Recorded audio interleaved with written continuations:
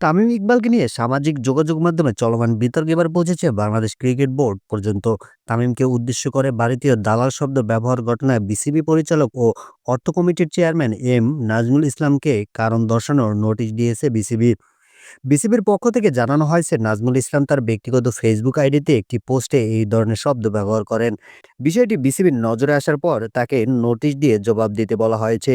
এ বিষয়ে সংবাদ সম্মেলনে বিসিবি সভাপতি আমিনুল ইসলাম বুলবুল বলেন, যিনি জাতীয় দলের অধিনায়ক হিসেবে দেশের জন্য খেলেছেন এবং পারফর্ম করেছেন, তার বিষয়ে মন্তব্য করার আগে আরও দায়িত্বশীল হওয়া উচিত। কাউকে নিয়ে কথা বলার সময় সম্মান বজায় রাখা খুবই গুরুত্বপূর্ণ।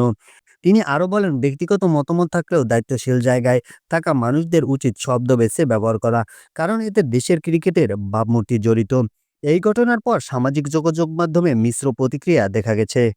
কেউ বলছেন কঠোর সমালোচনা করার অধিকার সবার আছে, আবার অনেকেই বলছেন ব্যক্তিগত আক্রমণ ও অপমান কোনোভাবেই গ্রহণযোগ্য নয়। এখন প্রশ্ন একটাই, সত্যিই কি তামিম ভারতীয় দালাল? আপনার কি মনে হয়? অবশ্যই কমেন্ট বক্সে কমেন্ট করে জানাবেন।